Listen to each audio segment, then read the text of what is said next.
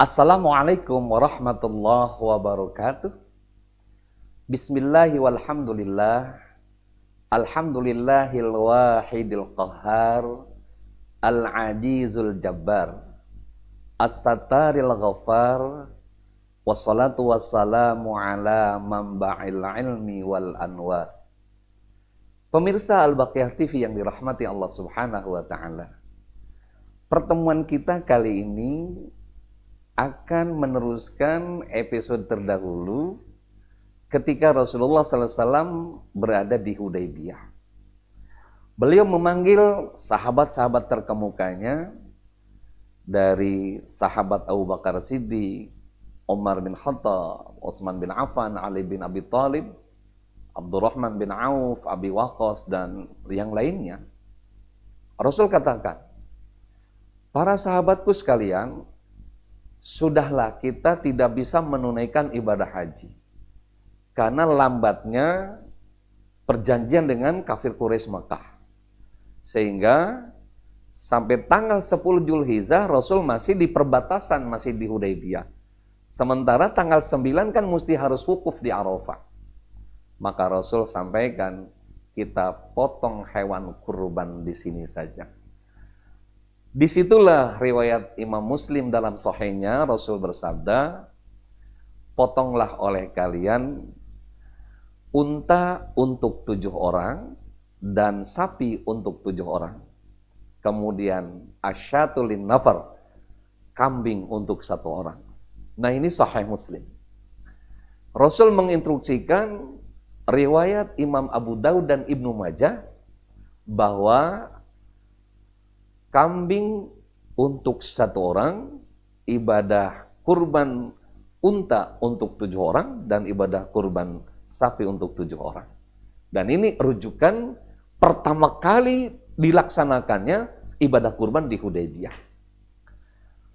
Dan riwayat Imam At-Tirmidzi, Rasulullah juga bersabda bahwa, wahai sahabatku, potongkanlah hewan bakor, sapi untuk 7 orang, dan unta al-ba'ir untuk 10 orang, dan kambing untuk 1 orang. Jadi di Arab itu ada perbedaan ya. Al-badnah itu unta yang kecil ya, unta yang kurang besar. Kalau sudah ba'ir itu adalah unta yang besar. Maka unta yang besar, Rasul menyampaikan boleh untuk 10 orang.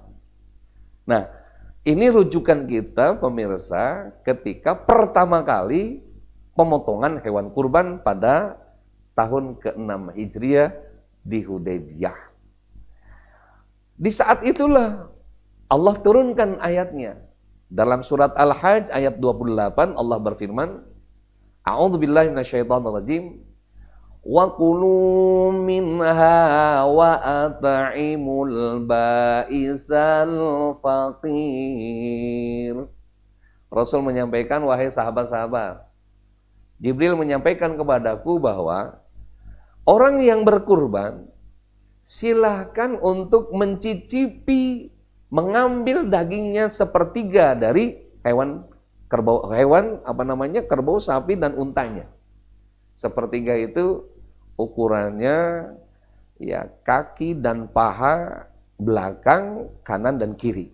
Itu sudah memenuhi sepertiga. Wakulu, silahkan makan oleh orang yang berkurban. Kemudian wa at'imul ba'isal fakir. Dan daging yang lainnya kalian bagikan kepada orang fakir. Hati-hati nih pemirsa. Karena kita diperintahkan hewan kurban itu untuk orang fakir. Orang fakir itu di atas orang miskin. Fakir itu definisinya, dia masih butuh makan minum, tidak punya lapangan pekerjaan, tidak punya penghasilan. Nah, itu fakir. Beda dengan miskin. Kalau miskin dia punya lapangan pekerjaan, dia punya penghasilan, tapi penghasilannya tidak memenuhi kebutuhan sehari-harinya, itu miskin. Maka dalam surat Al-Hajj ayat 28 kita diamanahkan oleh Allah, daging-daging kurban itu diberikan kepada orang fakir. Yang kedua, Apakah semua daging itu diberikan? Tadi kata Allah, wa kulu minha wa at'imu. Silahkan makan sepertiganya bagi siapapun yang berkurban. Kecuali pemirsa, orang yang berkurban nazar. Kalau orang yang berkurban nazar, maka selembar bulunya pun tidak boleh dia konsumsi. Seperti apa contohnya berkurban nazar? Umpama ada seseorang, ya Allah, andaikan putraku testing nanti di akademi polisi dia berhasil, saya akan beli seekor sapi, saya akan kurban kelak nanti di Idul Adha. Maka satu lembar bulunya pun tidak boleh dia konsumsi. Pemirsa Al-Baqiyah TV yang dirahmati Allah Subhanahu wa taala.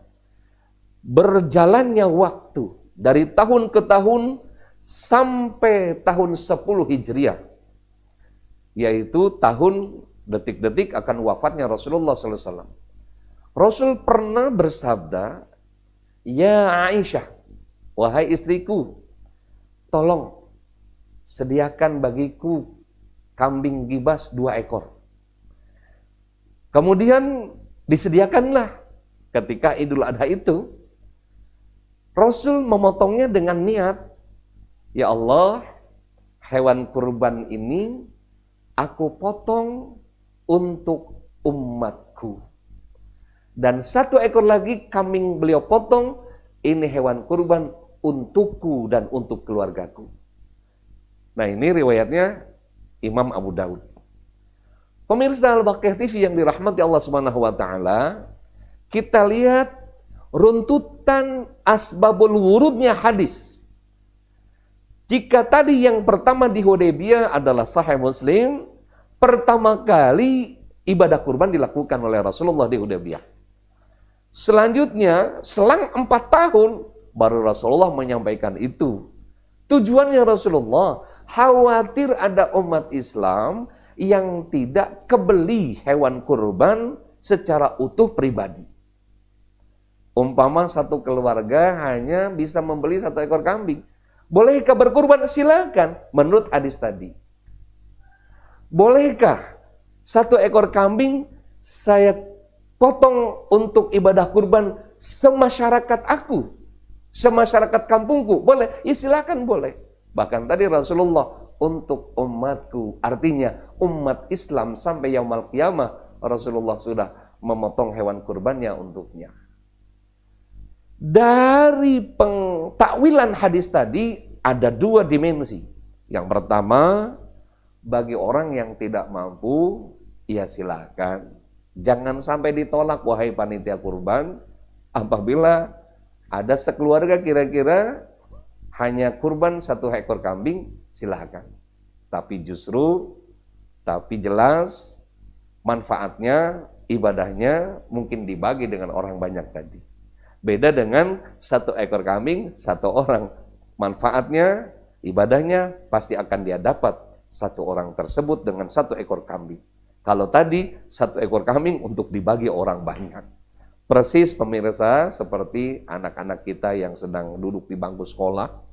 Kadang-kadang mereka kan bilang sama kita, Abi, Pa, Omi, iuran kurban di sekolah. Padahal iurannya hanya sekedar. Tapi kok bisa berkurban? Nah itu maksudnya hadis yang tadi.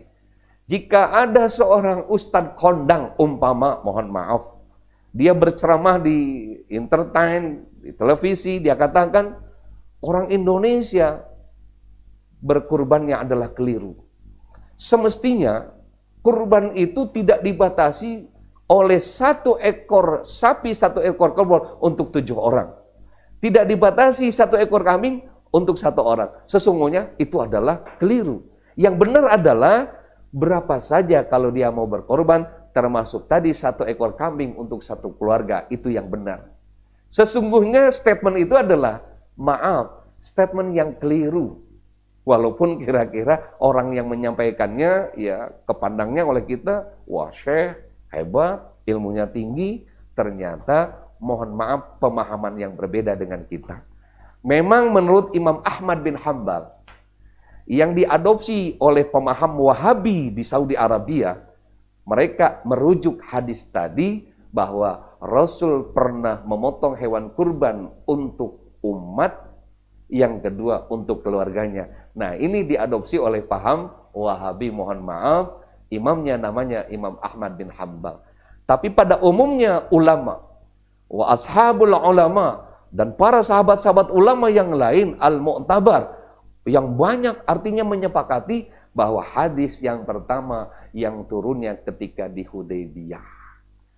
Pemirsa Al-Baqiyah TV yang dirahmati Allah Subhanahu wa Ta'ala, terakhir, esensi ibadah kurban adalah bagaimana kita berkurban untuk agama.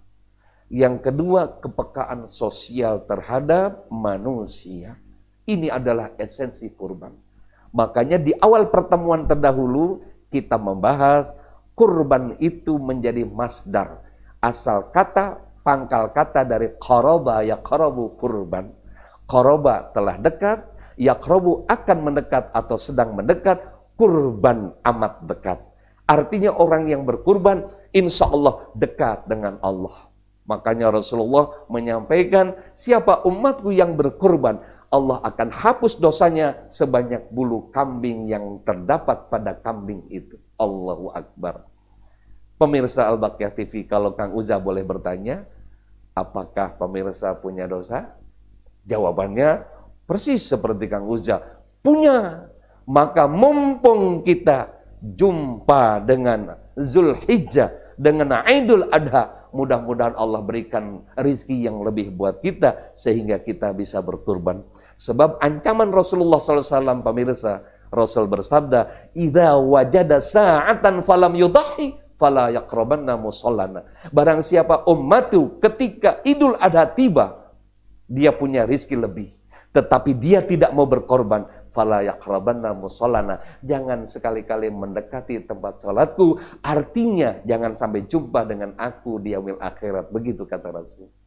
Pemirsa Al-Baqiyah TV yang dirahmati Allah Subhanahu wa Ta'ala, semoga pendengar sekalian, Kang Uza ikut mendoakan semoga Allah berikan rizki yang makmur, yang halal. Kita dapat pertama mendekatkan diri kita kepada Allah. Yang kedua, kepekaan sosial. Bisa berbagi rasa, terutama dengan orang-orang fakir dan miskin, supaya mereka protein, supaya mereka bergizi, supaya mereka fisiknya kuat. Tujuannya untuk ibadah kepada Allah Subhanahu wa Ta'ala. Oleh karenanya, mengharap ridha Allah, mengharap Idul Adha, Allah berikan sekali lagi rezeki yang halal, yang makmur buat kita, sehingga kita bisa berkurban. Demikian pemirsa, episode kita yang terakhir tentang sejarah dan esensi ibadah kurban. Mudah-mudahan bermanfaat buat kita semua. Terima kasih atas perhatiannya. Kurang lebih mohon maaf. Hadanallah wa iyyakum ajma'in. Wallahul muwafiq ila aqwamit thoriq. Wassalamualaikum warahmatullahi wabarakatuh.